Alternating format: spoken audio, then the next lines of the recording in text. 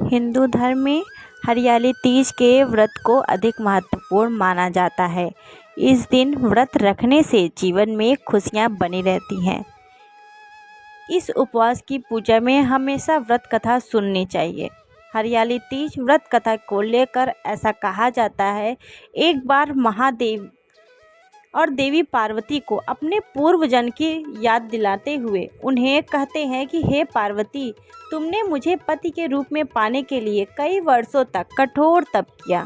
साथ ही तुमने अन्न और जल का भी त्याग किया।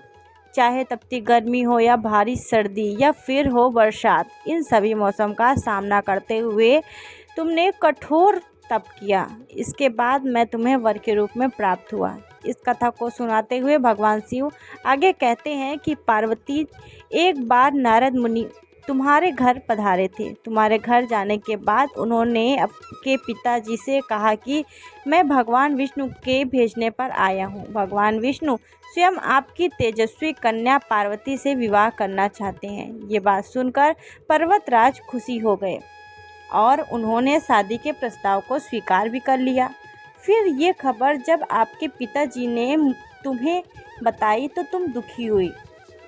फिर तुमने ये बात अपनी सखी को बताई। तुम्हारी ये गाथा सुनकर उसने तुम्हें घनघोर जंगल में तुम्हें तप करने की सलाह दी। फिर अपनी सखी की बात सुनकर मानकर तुम मुझे पति के रूप में प्राप्त करने के लिए जंगल में एक गुफा के अंदर रेत की शिवलिंग बनाकर तप करने लगी। इस दौरान तुम्हारे पिता पर्वतराज ने पूरी धरती और पाताल पर तुम्हारी खोज की, लेकिन तुम उन्हें नहीं मिली। दूसरी ओर तुम गुफा में सच्चे मन से तप करने में लगी रही। फिर सावन मास की शुक्ल पक्ष की तृतीया तिथि पर प्रसन्न होकर मैंने तुम्हें दर्शन दिया। तुम्हें दर्शन देने के बाद तुम्हारी मनोकामना को पूरा करने का वचन देते हुए तुम्हें पत्नी के रूप में स्वीकार कर लिया। इसके बाद तुम्हारे पिता भी ढूंढते हुए गुफा तक पहुंच गए। आपने अपने पिताजी से कहा कि मैं आपके साथ तभी चलूंगी जब आप मेरा विवाह शिव के साथ करवाएंगे। तुम्हारी कठोर तपस्या और हठ के आगे पिताजी की एक न चली। उन्होंने ये विवाह कराने के लिए हामी भर दी।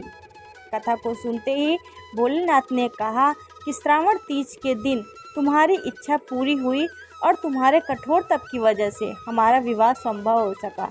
तभी से ऐसी मान्यता है, जो महिला श्रावणी तीज या हरियाली तीज का व्रत रखती हैं उसके वैवाहिक जीवन के सारे संकट दूर हो जाते हैं, साथ ही सभी मनोकामना भी पूरी होती है। वीडियो को ज़्यादा से ज़्यादा शेयर करें। जय श्री राम दोस्तों, जय बागेश्वर वाले सरकार, हर हर महादेव। भोले बाबा माँ पार्वती की कृपा आप सभी पर बनी रहे।